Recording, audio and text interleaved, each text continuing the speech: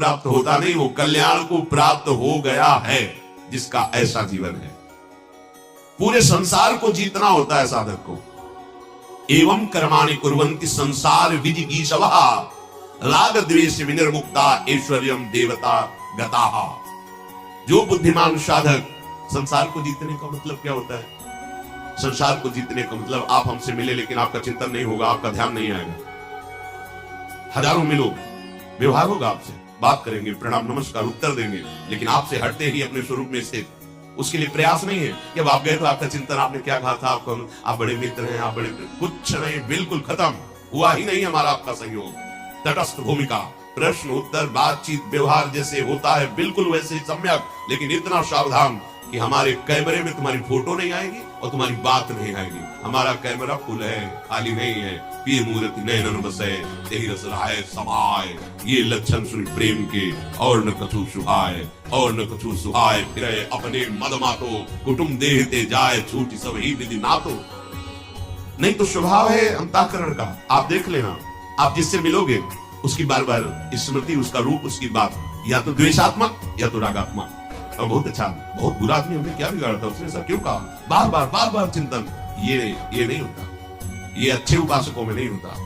विवेक रूपी कैंची साथ रखी जाती है, बात किया वहीं काट दिया, उसका चिंतन नहीं। अगर कुछ 1 मिनट 1.5 मिनट 2 मिनट तो आप कमजोर साधक हो, और घंटों तो आप समझो कैसे साधक हो, और सालों। उसने हमको ये कहा था, संसारी पुरुष होता जीवन भर याद रखता है, और इसने हमको गाली दी थी, फंसेगा कभी, ये सब परमार्थ का कथन। संसार को इसे जीतना कहते हैं। विषय मिला, आज बहुत अच्छा था, और चटनी बहुत अच्छी थी, वो समोसा बहुत, वो चीज नहीं, प्रभु के विधान के अनुसार जो मिला उसको उदासीनों के पास, उसकी कभी चर्चा नहीं, उसकी कभी स्मृति नहीं। अगर चर्चा और स्मृति है तो उसने तुम्हें जीत लिया, राग पूर्वक या द्वेष पूर्वक। बहुत कड़वी सब्जी थी, खीर तो बढ़िया थी, कोई रागात्मक अनुकूलता, कोई ये साधक का जीवन नहीं, ध्यान रखना। दोनों एक में मिला दी, खीर और सब्जी, राधा वल्लभ श्री हरि में जितना उधर में, उसका चिंतन मन कहेगा अलग स्वाद ले, मखनी दाल का अलग, उसका अलग, अलग अलग मिलने न पावे। हाँ, और यहाँ से अलग अलग कर पाओ, यही सब जाकर के एक ही में जाना है, ये केवल फसाओ है, फसाओ। राधा वल्लभ श्री हरि, तो ध्यान रखो, ये छोटी बात नहीं है, यही छोटी बात बड़ी बात कर देती है, यही छोटी बात हमको बड़ी गलतियों में पहुंचा देती है। पूरे संसार को जीतना है उपासक को, पूरे संसार यही जीतना है। कोई भी अनुकूल प्रतिकूल मान अपमान हमारे चिंतन को न ले पावे। आप देखो अपने चिंतन को, समझाने की जरूरत नहीं। अब अगर अच्छे उपासक हो तो अंतर्मुख होकर देखो क्या चल रहा है। अगर प्रभु के सिवा में कोई चिंतन चल रहा है, वस्तु व्यक्ति स्थान तो रागात्मक या द्वेषात्मक तो ही होगा, फिर क्या है, वही प्रपंच है। नहीं, हमें मिटाना है ये चिंतन। जो ऐसा तो राग द्वेष मुक्त होकर के देव स्वरूप हो जाता है, देव भगवान को कहते हैं, भगवत स्वरूप हो जाता है। हे कुंती नंदन, तुम ऐसा चिंतन मत करो कि तुम्हारे पास धन नहीं, तुम्हारे पास भोग सामग्री नहीं, तो हम ऋषि लोग चले जाएं। मन और इंद्रियों को भली भांति वश में करके तपस्या द्वारा महान योग जनित परमानंद धन को प्राप्त करने की बात करो। ऐसा ऋषियों ने जो उपदेश किया, तो महाराज युधिष्ठिर ने पुनः सबको प्रणाम करके कहा कि हे ब्रह्म ऋषियों, मैं आपके पालन पोषण की बात सोचकर ऐसा बोल रहा हूं। मुझे धन की प्रियता नहीं है, भोगों की प्रियता नहीं है, पर मैं आप सबका त्याग भी नहीं करना चाहता, पर आप सब भूखे रहें ये भी मुझे, इसलिए मैं आपसे प्रश्न किया कि आप लोग कृपा करके चले जाएं, जिससे हमें ये दुख न हो कि आपके हम सेवा। 10,000 ब्रह्म ऋषि धर्मात्माओं में परम श्रेष्ठ युधिष्ठिर ने जब ऐसा कहा तो धौम्याचार्य जी खड़े हुए और मौन रह करके थोड़ी देर विचार किया। फिर ब्रह्म ऋषियों की सभा में कहा, धौम्य बोले, राजन, संपूर्ण सृष्टि के अन्नदाता भगवान सूर्य हैं। अगर वो उदय ना हो तो अन्न ही पैदा ना हो, उन्हीं से होता है, उन्हीं से अंकुरण होता है, उन्हीं से पोषण होता है, उन्हीं से फसल पकती है। वही जब शुष्कावस्था भूमि में करते तो उसमें बल आता है, वही जल देकर उसमें सींचते हैं। भगवान सूर्य की ही कृपा से अन्न का पोषण होता है। सूर्य तेज को प्रकट करके शुष्क बनाता है भूमि को, और उसमें बल वर्धन करके बीज उगने की शक्ति देता है, फिर जल वर्षा करके अन्न और औषधियों की वृद्धि करता है, फिर अपने तेज से उसी को पका करके प्राणियों के पोषण के योग्य बनाता है। इसलिए अब आप उदास मत हो, मैं आपको एक स्तोत्र बताता हूं जिसका तुम अनुष्ठान करके जो चाहोगे प्राप्त हो जाएगा। धौम्य जी ने आचमन किया और भगवान सूर्य को प्रणाम करके ये स्तोत्र बताया। इस स्तोत्र की बड़ी महिमा आगे वर्णन की गई है कि जिसको धन की चाह हो या संकट निवृत्ति की चाह हो, अगर इस स्तोत्र की कोई चाह न करके गायन करे, सूर्य उदय हो रहा है और आप प्रणाम करके स्नान करके तिलक आदि लगाकर इस स्तोत्र का गायन, तो कभी दरिद्रता नहीं आ सकती, कभी अन्न की कमी नहीं हो सकती। अगर कोई संकल्प करते हैं धन आदि का या संकट निवृत्ति का, इससे निश्चित पूर्ण हो जाता है।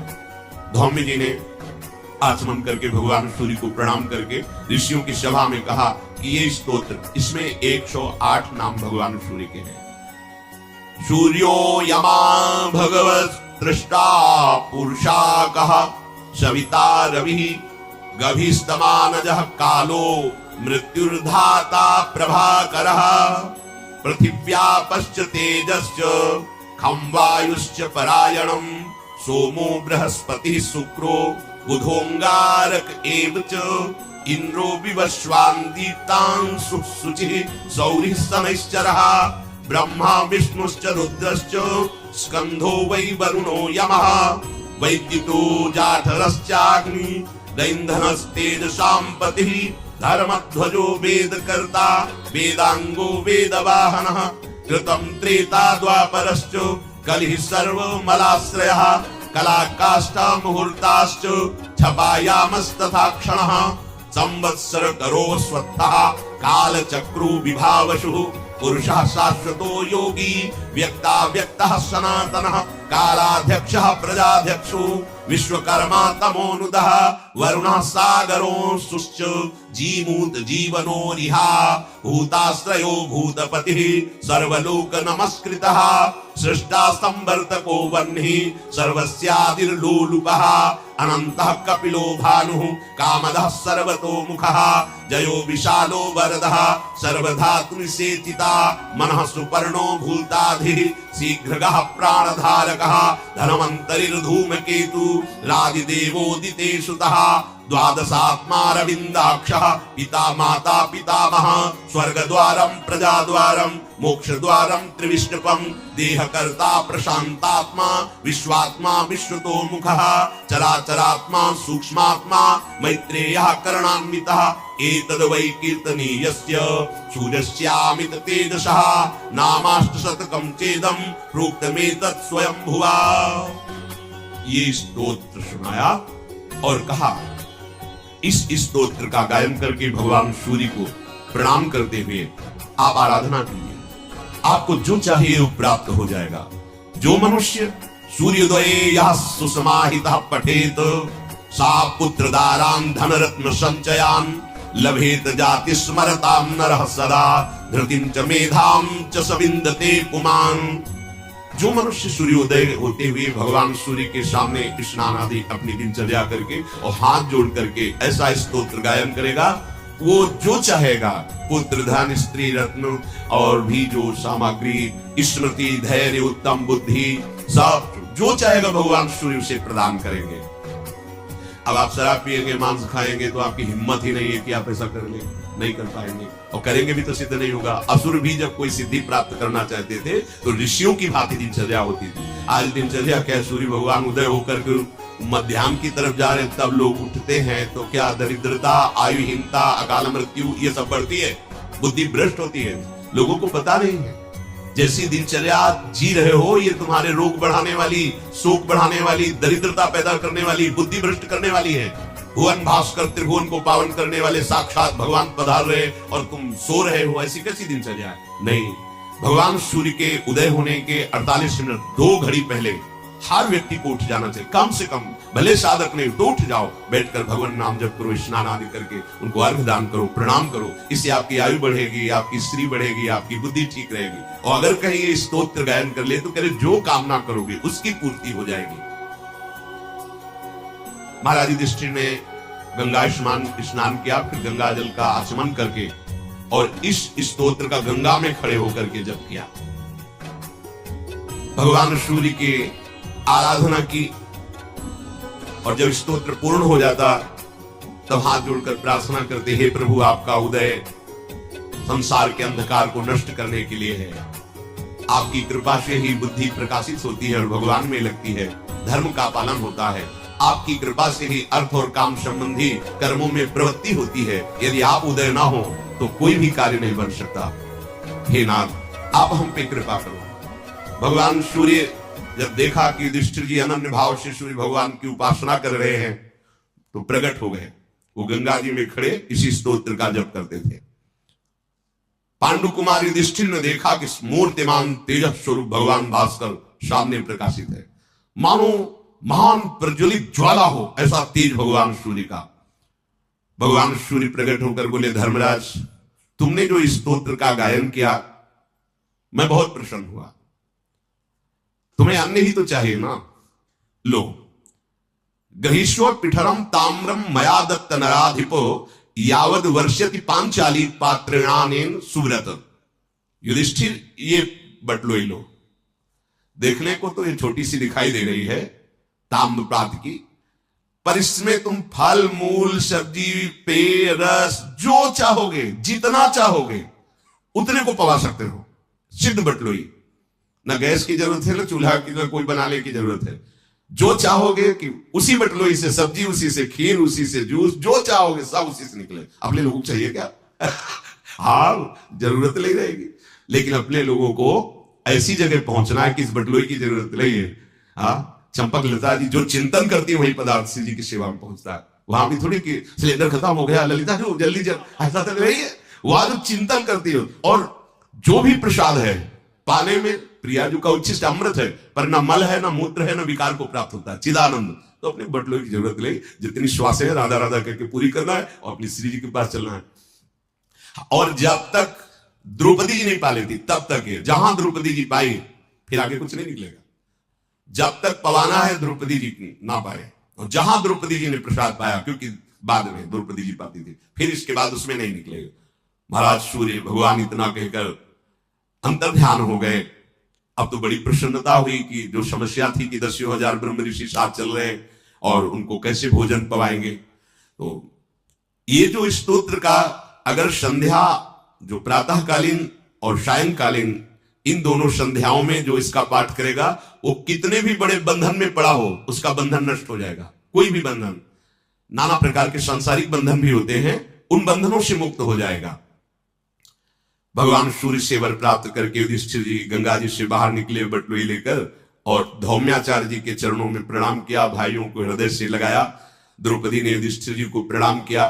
पांडुनंदन युधिष्ठिर जी ने बटलोई रखी, और जो जो चाहा तो उसमें सब प्रकार के 56 भोग तैयार, जो चाहो परसते जाओ। चार प्रकार के अद्भुत चोष्य भोज्य, ऐसे जो वो सब पदार्थ उसमें। ब्राह्मणों ने खूब दिव्य भोग पाया। युधिष्ठिर जी ब्राह्मणों को पवाकर, भाइयों को पवाकर पाए। उसके बाद द्रौपदी जी ने पाया। द्रौपदी जी के पा लेने के बाद पात्र में कोई भी अन्न नहीं, कुछ, ये वरदान है। कर तुम अकर तुम अन्यथा कर तुम, सर्व समर्थ भगवान को कहते हैं। वरदान के बाद भी निकाल दिया उसमें, सीत जब दुर्वासा का प्रसंग आता है। तदनंतर अब ब्राह्मण समुदाय, ब्रह्म ऋषियों का समुदाय और धौम्य जी के साथ पांडव वहां से चले काम्यक वन से। जब पांडव हस्तिनापुर से निकल के गए थे, तब से महाराज धृतराष्ट्र का मन बहुत जल रहा था और घबरा रहा था। अगाध बुद्धि महात्मा विदुर को बुलाया, और धृतराष्ट्र जी ने कहा कि मुझे पता है विदुर जी, तुम्हारी बुद्धि शुक्राचार्य जी के समान परम प्रवीण और धर्म की ज्ञाता है। सूक्ष्म से सूक्ष्म बात को आप जानते हैं। हम सब तुम्हारा सम्मान करते हैं। मेरा हृदय बहुत जल रहा है, क्या होगा मेरा? आप बता सकते हो कि इस समय मुझे क्या करना चाहिए? हमारा जो कर्तव्य हो आप आदेश करो। ये पूर्वासी लोग हमारी निंदा करते हैं, ऐसा गुप्तचरों ने बताया। तो कोई ऐसा उपाय बताओ जिससे पांडव लोग हमारा सर्वनाश ना कर दे, प्रजा विरोध में ना खड़ी हो जाए, मेरा हृदय भी शीतल हो जाए। विदुर जी ने कहा, महाराज आप धर्म अर्थ और काम तीनों प्रकार की प्राप्ति का जो मूल कारण उसका तो त्याग कर दिए हैं, सत्य मार्ग, तो आपका हृदय जलेगा नहीं और क्या होगा? धर्मात्मा पुरुष सत्य धर्म को ही जड़ बताते, आपने तो जड़ उखाड़ दी। महाराज अभी आपकी बुद्धि काम कर रही है कि आप हमसे प्रश्न कर रहे हो, कम से कम तो आपसे मैं हाथ जोड़ के प्रार्थना करता हूं, पांडु पुत्रों का पालन कीजिए, नहीं तो आपका सर्वनाश हो जाएगा। ये पापात्मा तुम्हारा पुत्र दुर्योधन दुशासन जो किया है ना द्यूत सभा में, विश्वास करो हमारी बात पे, उसे ब्रह्मा भी नहीं बचा सकते। अब यदि आप कुंती नंदन युधिष्ठिर को आदेश करेंगे तो वापस आ जाएंगे, क्योंकि वो आपके आदेश को नहीं काटते। कपट पूर्वक आपने पराजित किया, बलपूर्वक विनाश वो आपका करेंगे। दुरात्माओं द्वारा पांडवों के प्रति जो अपराध हुआ, दुर्व्यवहार हुआ, उसकी शांति का उपाय हम बताते हैं। घोषित कर दो कि दुर्योधन का त्याग कर दिया गया, हस्तिनापुर से निकाल दिया गया, और निकाल दो उसे, और पांडवों को सम्मान के साथ आप चलो और हम चलते हैं, भीष्म जी चलते हैं, उनको मना के लाते हैं। यही उपाय है जिससे आप बच सकते हो। दुर्योधन का त्याग करो, जिससे उनकी गुस्सा शांत हो जाएगी पांडवों की, आपका यश निर्मल हो जाएगा, आपके कुल का विनाश नहीं होगा। और शकुन के लिए आदेश कर दो कि कभी हस्तिनापुर में प्रवेश नहीं करेगा। ऐसा करने पर आपके पुत्रों को राज्य भी मिलेगा और आपका यश भी होगा। इसी में आपकी शांति होगी। मैंने साफ कह दिया कि ये दुर्योधन और शकुन दोनों को हस्तिनापुर से निकाल दो। राजन, मैंने जो आपको बात कही है धर्मयुक्त कही है, और ये पश्चाताप का अवसर है, आप कर लीजिए अपना प्रायश्चित। दुर्योधन और शकुनी को निकाल दीजिए, पांडवों को विनय पूर्वक ले आइए। धृतराष्ट्र जी को गुस्सा आ गया। उनका विदुर मैं तो आज तक समझता था तू मेरा भाई है और मेरा हितकर वचन बोलेगा, मेरे पुत्र के लिए तुम कह रहे हो निकाल दो। मेरा मन और जल गया तुम्हारी बात सुन करके। जब बुद्धि विपरीत होती है तब ऐसा होता है, बुरी दशा आने के पहले बुद्धि बदली जाती है। इस समय तुम जो कह रहे हो मैं समझ गया, तुम पांडवों के पक्षधारी हो। आज की बात से मैं समझ गया तुम मेरे नहीं हो, मेरे हितैषी नहीं हो, तुम पांडवों का पक्ष लेने वाले हो और मुझे उपदेश कर रहे हो कि पुत्र का त्याग कर दो। मैं अभी तक तुम्हारा सम्मान करता रहा, आज मैं कुटिलतापूर्ण सलाह से समझ गया कि तुम्हारी स्थिति क्या है। जाओ अभी इसी समय तुम मेरे राज्य से निकल जाओ, चलो सभा से बाहर निकलो। अब राजा है, मैं तुम्हारा त्याग करता हूं। स्वामी धृतराष्ट्र जी हैं, जैसा आदेश करेंगे वैसा होगा। महाराज धृतराष्ट्र ऐसा आदेश देकर उठे और महल के भीतर चले गए। गंगा जी के तट पर साथियों से कुरुक्षेत्र में ब्रह्म ऋषियों के साथ पांडव पहुंच चुके हैं। सरस्वती, दृषद्वती, फिर यमुना जी के किनारे वनों में भ्रमण कर रहे हैं। मरुभूमि वन्य प्रदेशों की यात्रा करते हुए काम्यक वन का दर्शन किया, जहां बहुत से ऋषि मुनि विराजमान थे। बहुत सुंदर सुंदर लुभायमान वृक्षलता, पशु पक्षी और बड़े बड़े मुनिजन।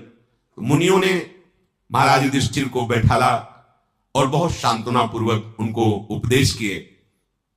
विदुर जी ने देखा कि धृतराष्ट्र जी की बुद्धि तो बदली हुई है, अब निकलने का आदेश कर दिया। सोचा आप चलो पांडवों के पास ही चलते हैं। एक रथ से काम्यक वन में गए।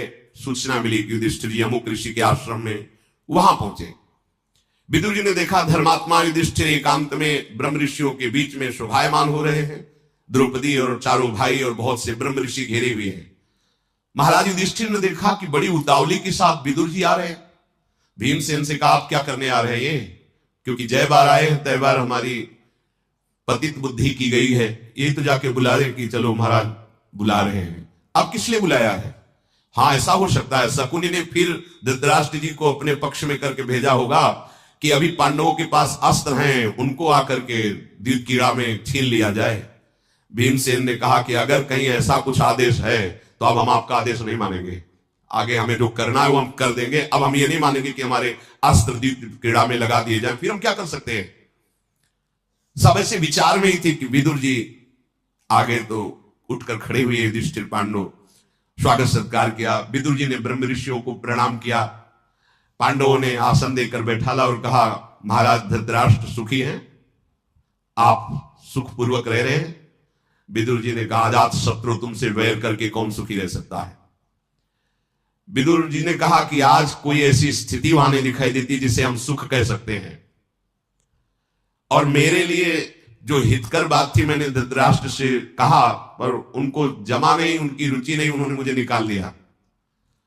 मैं दोनों पक्ष का परम कल्याण चाहता हूं युधिष्ठिर, लेकिन महाराज धृतराष्ट्र को इतना अपने पुत्र से मोह है। जैसे रोगी को हितकर भोजन अच्छा नहीं लगता, कुपथ ही अच्छा लगता है, ऐसे धृतराष्ट्र जी को नाश वाली बातें अच्छी लगती है जिससे विनाश हो।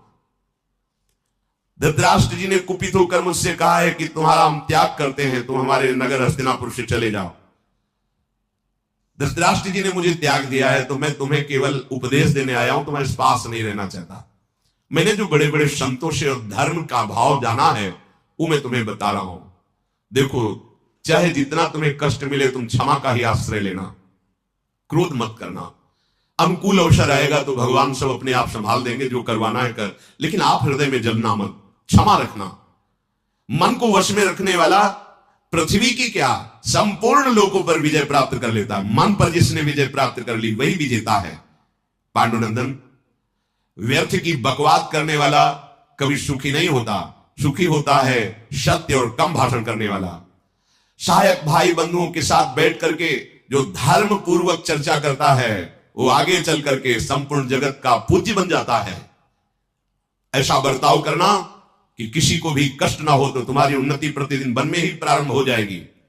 युधिष्ठिर बोले, विदुर जी मैं तो सदैव आप गुरुजनों के द्वारा सिखाए मार्ग पर चलता हूं, सावधान होकर चलता हूं, पर काल ने ऐसा अवसर उपस्थित कर दिया है। विदुर जी पांडवों से कहा कि बस तुम धर्म पे चलना, दुखी मत होना और अपने मन को सदैव प्रभु में लगाना। अब महाराज जब विदुर जी को ऐसा बोलकर धृतराष्ट्र जी गए तो चिल्ला चिल्ला के रोने लगे, क्योंकि हृदय इतना जलाना। सोचा कि अरे इतना बड़ा महामंत्री और मेरा भाई विदुर जी छोटे भाई भी है, भगवान व्यास देव जी के द्वारा धृतराष्ट्र, पांडु और विदुर जी का प्रादुर्भाव हुआ है। ये मेरी बुद्धि को क्या होता जा रहा है, ये अधर्म मेरे से क्यों हो रहा है। भगवत विमुख होने पर ऐसा ही होता है, आप जितना संभालने की कोशिश करोगे उतने नष्ट होते चले जाओगे, और भगवत सन्मुख रहोगे, आपका कोई विनाश करना चाहे गिराना चाहे वो जितना गिराएगा आप उतना उठते चले जाओगे। पांडवों के पक्ष में यदि विदुर जी जाके उनके साथ रहने लगे तब तो मेरा नाश हो ही जाएगा। तो अपने प्रिय संजय जी को बुलाया और कहा, संजय विदुर जी मेरे भाई हैं, महामंत्री हैं, सुहृद है, साक्षात धर्म है, पर पता नहीं मेरी बुद्धि को क्या हो गया कि मैंने उनको निकाल दिया। अब मैं ये समझ रहा हूं कि अगर विदुर जी राजी नहीं हुए तो बहुत जल्दी मेरा नाश हो जाएगा। इसलिए मैंने निश्चय किया है कि विदुर जी को यहां लाया जाए सम्मान पूर्वक, अगर नहीं आए तो हम प्राण त्याग देंगे। धृतराष्ट्र जी ने कहा। संजय ने कहा, चलो आपकी बुद्धि अभी ठीक निर्णय तो कर रही है, मैं अभी जाता हूं काम्यक वन में जहां पांडव विराजमान है। संजय वहां गए, देखा युधिष्ठिर जी मृग चर्म धारण किए हुए ब्राह्मणों ब्रह्म सभा के बीच में बैठे और विदुर जी धर्म का उपदेश कर रहे हैं। महाराज युधिष्ठिर ने देखा कि संजय जी आए, संजय जी का आदर करके सुखपूर्वक बैठाला और कहा, आने का कारण, यहां आपके आने का कारण क्या है। संजय ने कहा, विदुर जी महाराज धृतराष्ट्र के आंसू नहीं बंद हो रहे, वो आपका स्मरण करके रो रहे हैं, आप जल्दी चलिए और उनको जीवन दान दीजिए। कुरुकुल को आनंदित करने वाले पांडव, आप इनको प्रेरित कीजिए। अगर विदुर जी नगर में नहीं गए तो धृतराष्ट्र जी ने कहा हम अपने प्राण त्याग देंगे। युधिष्ठिर जी ने विदुर जी से कहा, अब आप तुरंत जाइए और बड़े पिताश्री को सुख पहुंचाइए और उनको ऐसा उपदेश कीजिए जिससे सब भाई हमारे सुरक्षित रहे, अर्थात कौरव भी सुरक्षित रहे। युधिष्ठिर जी की प्रेरणा से धृतराष्ट्र के पास विदुर जी शीघ्रगामी रथ के द्वारा आए। धृतराष्ट्र जी हृदय से लगा के रोए, विदुर जी मुझे क्षमा कर दो। धृतराष्ट्र ने कहा, विदुर जी तुम मेरे भाई हो, इस भाव से मैं क्षमा मांगता हूं, वैसे तो क्षमा लायक नहीं आपको ऐसे कठोर शब्द बोले। विदुर जी तुम निष्पाप हो और मैंने तुम्हारे साथ ऐसा बर्ताव किया, बार बार कहता हूं क्षमा करो। विदुर जी ने कहा, महाराज ऐसा कह करके मुझे लज्जित मत करो, मैं तो आपका दास हूं, चाहे जितनी बार डांटो आपकी आज्ञा में ही रहूंगा। आपने कहा निकल जाओ तो निकल गए, आपने बुलाया तो हम आ गए। विदुर जी और धृतराष्ट्र जी आपस में जो मन में क्लेश था उसको मिटाया। विदुर जी आ गए हैं, धृतराष्ट्र जी को बड़ा सुख मिला, पर दुर्योधन जल गया। ये आ गया पांडवों का पक्ष लेने वाला। फिर विदुर ने तो समझा था निकल गया तो कांटा निकला। शकुनी, कर्ण और दुशासन और भाई मिलकर के संगोष्ठी की कि विदुर जी, भीष्म जी, ये दो ऐसे हैं जो कभी हमारी बात सफल नहीं होने देंगे। तो एक तो टूट गए थे तो समझा चलो ठीक निकल गए, लेकिन फिर बुला लिए गए। क्या होना चाहिए, पिताजी का ये पक्षधर मंत्री विदुर वापस आ गया। अब ये पांडवों का अंदर से बहुत सुहृद और प्यार करता है। हमें लगता है पिताजी को फिर समझाना चाहिए कि इसको फिर निकाल दो। कर्ण ने कहा ऐसा नहीं हो सकता, धृतराष्ट्र जी अब दोबारा ऐसा नहीं बोल सकते। तो बोले क्या किया जा सकता है, अगर विदुर जी रहे तो पांडवों की हित की बात कहते रहेंगे और अगर पांडव वापस आ गए तो हम अपने पिता के सामने जहर खा करके आत्महत्या कर लेंगे। दुर्योधन ने कहा।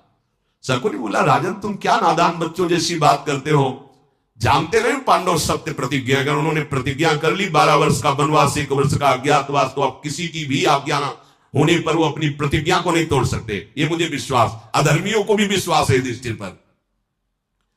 अपनी सुंदर आंखों से रोष प्रकट करते हुए कर्ण ने कहा, दुशासन, शकुनी और दुर्योधन, मेरा मत यह है कि हमारी पूरी सेना और हम चले वहीं उनको मार डालें, पांडवों को, इससे सब झंझट खत्म हो जाए। जंगल में है वो, तो मेरी राय है कि कवच पहनो और अभी अस्त्र शस्त्र लो, अभी चलते पांडवों का नाश कर देते। जब वो मर जाएंगे तब कोई समस्या ही नहीं रह जाएगी। जब तक वो जीवित हैं तो क्लेश पर क्लेश मिलता रहेगा। कर्ण की बात सुनकर के दुर्योधन, दुशासन फूल गए। हाँ, ये सलाह बहुत अच्छी है। और वो पूरी तैयारी के साथ वन को जाने लगे तो भगवान व्यासदेव जी प्रकट हो गए। और श्री कृष्ण देवपान व्यासदेव जी लोक पूजित है। धृतराष्ट्र के पास गए, प्रज्ञा चक्षु धृतराष्ट्र से कहा, मेरी बात सुन, अपने पुत्रों को रोक, अगर वहां पहुंच गए एक भी जिंदा वापस नहीं आए, क्योंकि ब्रह्म ऋषियों से सुरक्षित और अस्त्रों के ज्ञाता पांडव फिर इनको क्षमा नहीं करेंगे। तुम भी हमारे पुत्र हो और पांडु भी हमारे पुत्र, तो पांडव भी हमारे हुए। ये छल पूर्वक तुमने जो जुए में हराया है, बस इतना समझ लो कि मैं तुम्हें शाप नहीं दे रहा पुत्र होने के कारण। 13 वर्ष तक वो अपनी प्रतिज्ञा में रहेंगे। किसी भी तरह का उनको विक्षेप मत डालिए, अपने पुत्रों को रोकिए। ये पापात्मा तुम्हारा दुष्ट पुत्र पांडवों का वध करने के लिए जा रहा है। तुम इस मूड को नहीं रोका तो वनवासी पांडव सर्वनाश कर देंगे तुम्हारा। भगवान व्यासदेव जी ने धृतराष्ट्र जी से ऐसा कहा। धृतराष्ट्र ने कहा, भगवान जुए का खेल मुझे भी पसंद नहीं था, पर हमें लगता है विधाता ने बलपूर्वक हमसे ऐसा करवाया है। क्षमा कीजिए, ना भीष्म जी चाहते थे, ना द्रोण जी चाहते थे, ना विदुर जी चाहते थे, और मैं भी नहीं चाहता था कि जुआ हो। तो हुआ किसकी? तुम्हारी आज्ञा से तो हुआ है, पर वो मुझे भी अच्छा नहीं लगा ये जुआ में ऐसा खेल, पर युधिष्ठिर की भी रुचि थी इसलिए जुआ हो गया। भगवान, मैं जानता हूं कि दुर्योधन बड़ा दुष्ट है, पर हमें इतना पुत्र से प्यार है कि सबकी बातें मुझे कड़वी लगती है, मैं उसको त्याग नहीं सकता। भगवान व्यासदेव जी से धृतराष्ट्र ने कहा, यदि आप हम पर अनुग्रह करने के लिए आए तो आप ही दया करके दुर्योधन को समझा दीजिए। त्याग तो हम नहीं पाएंगे, अगर वो उसकी बुद्धि बदल जाए तो सब ठीक हो जाएगा। व्यास जी ने कहा कि हम तो इससे बात नहीं करेंगे। दुष्टात्मा पुरुषों का ऐसा सौभाग्य नहीं होता कि महापुरुषों से संभाषण करें। पर भगवत प्रेरित महामुनि मैत्री जी पधार रहे हैं और वो पांडवों से पहले मिलकर आ रहे हैं, तो मुझे लग रहा है कि वो आपको उपदेश देने आ रहे हैं। आप उनके उपदेश का अक्षरशः पालन करना। ऐसा कहकर के भगवान व्यासदेव जी अंतर्ध्यान हो गए। उसी समय महान तेजों में मैत्री मुनि पधारे, जो सदैव निर्भय, निशंक, निशोक, कभी एक शब्द भी मिथ्या नहीं, जिनके एक क्रिया भी मिथ्या नहीं, वह आए। आते ही धृतराष्ट्र ने खड़े होकर के उनका सम्मान किया, आदि दे करके।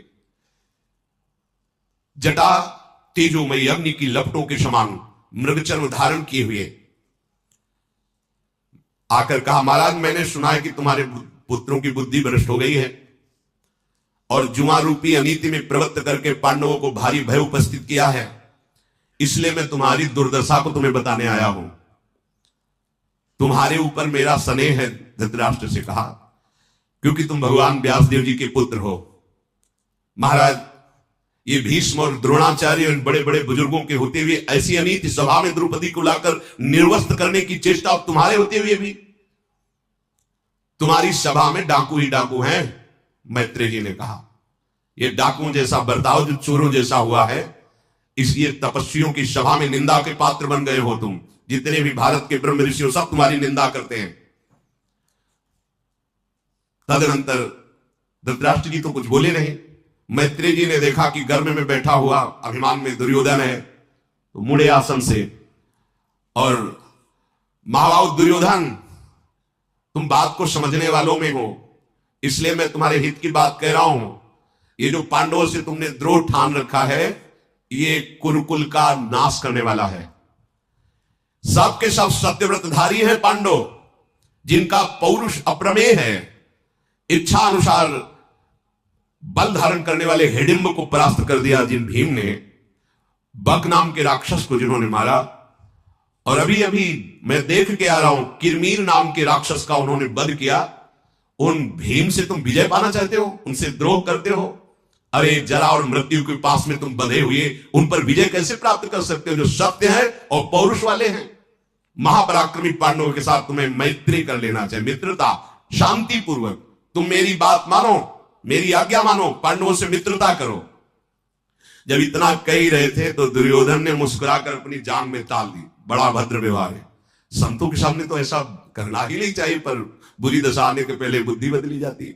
मुस्कुराया और ताल जांग में दी, हाथ से ताल ठोकी और पैर पटकते हुए पृथ्वी में। मैत्रेय जी ने देखा उसकी चेष्टा। मैत्रेय जी समझ गए कि अभिमानी हमारा उपदेश नहीं मानेगा। कुछ देर चुप रहे। दुर्योधन को देखकर मैत्रेय जी के ओंठ कांपने लगे, क्रोध। मैत्रेय जी ने कहा, सुन, तूने ऐसे ही समझ रखा है कि मैं ऐसे ही बोल रहा हूं और तू ताल ठोक रहा है, मेरे सामने अपराध कर रहा है। केशवाय नमः, नारायणाय नमः, माधवाय नमः आचमन किया और हाथ में जल लिया। अरे मेरा अनादर करने वाले दुर्योधन, मेरी बात सुन, अब त्रिभुवन में कोई तुझे नहीं बचा सकता। वही भीम गदा से तेरी जान तोड़ेंगे, तुझे चकनाचूर कर देंगे, तुझे निश्चित भीम के हाथ मरना होगा। साप दे दिया। जे ही शाप दिया, धृतराष्ट्र कांप गए, हाथ जोड़कर खड़े हो गए, चरणों में गिर, महाराज क्षमा कीजिए। और सुन दुर्योधन, तेरे द्रोह के कारण तेरा एक भी भाई नहीं बचेगा। तेरी सहायता कोई भी करे, चाहे भीष्म हो, द्रोण हो, कोई भी नहीं बचेगा। जो अधर्म की पक्ष धारा में रहता है, सहायता करता है, चाहे जितना बड़ा धर्मात्मा हो, बलिष्ठ तेजस्वी हो, उसका पतन हो जाता है। तो जिस जांग को ठोका है, इसी जांग को ठोकेंगे भीम अपनी गदा से, और यहीं से तोड़ेंगे। धृतराष्ट्र जी तो कांप गए, चरण पकड़ के कहा, महाराज ऐसा ना हो, आप अपने शाप को वापस ले लीजिए। जब बहुत प्रार्थना की तो कहा, एक ही बात में शाप हमारा वापस हो सकता है। जाए युधिष्ठिर के पैर पकड़े और कह दे क्षमा हो, और वापस उनको मना के लावे, और ये कर नहीं सकता। धृतराष्ट्र ने बहुत प्रार्थना की, तब मैत्रेय जी ने कहा, ये जाए और युधिष्ठिर के पैर पकड़े, उनसे क्षमा मांगे और पुनः पूरा राज्य वापस करे और सदैव मैत्री रखे, तो मेरा शाप लागू नहीं होगा। नहीं, भीमसेन का बल इसको नष्ट कर देगा। मैत्रेय जी की बात सुनकर के धृतराष्ट्र ने कहा, महाराज अभी आपने कहा किरमीर नामक देती, तो मैंने नहीं सुना, कब वध किया? तो कहा, मेरे पास समय नहीं बताने का। विदुर जी भी गए थे, उन्होंने भी देखा था, वो तुम्हें बता देंगे। ऐसा कह करके मैत्रेय जी अंतर्ध्यान हो गए। धृतराष्ट्र को कितना बड़ा भीम बलवान है, विदुर जी को बुलाया और बोला कि तुमने देखा है कैसा किरमीर राक्षस था, भीम ने क्यों मारा, कैसे मारा? विदुर जी ने कहा, आपकी मानव शक्ति से अतीत बलशाली भीम है, भयानक कर्म करने वाले वायु देवता के पुत्र हैं, जैसे वायुपुत्र हनुमान जी। जब अति लघु रूप धरे हनुमाना, जानकी जी के सामने गए, उनका मैं प्रभु का दास हूं, और मां प्रभु ने संदेश दिया आपके लिए। प्रभु ने कहा कि हम बस इतनी बात कहते हैं कि तत्व प्रेम कर मम अवतोरा, जानत प्रिया एक मन मोरा, सो मनोरथ सदा तुई पाही, जान प्रीति रस इतने माही। कि हे जनक नंदनी, आपके और हमारे प्रेम की बात तो केवल मेरा मन जानता है, वाणी से मैं नहीं कह सकता, और वो मन सदैव तुम्हारे पास रहता है, बस आप इतने से समझ लीजिए। जानकी जी अश्रु प्रवाह करके हा रघुनाथ हा राम विकल हो गए। हनुमान जी से कहा, कब मुझे दर्शन होंगे राम जी के? तो उनका, मां मैं सत्य बात आपसे कहता हूं, अपने घूंसों के प्रहार से इसकी 10 खोपड़ी फोड़ करके 20 भुजाएं उखाड़ करके संपूर्ण लंका को विध्वंस करके इनकी रानियों को बंदी बना करके और आपको अपनी पीठ पे बैठा के अभी क्षण में मैं श्री राम के पास पहुंच सकता हूं। मुझे किसी अस्त्र शस्त्र की जरूरत नहीं, पर प्रभु ने आदेश नहीं किया है, इसलिए जितने दिन तक प्रभु कहें उतने दिन तक आप शांत भाव से रहिए, दुखी मत होइए। स्वयं प्रभु आएंगे और इसका विनाश करेंगे। अगर प्रभु आदेश किए होते, जानकी जी ने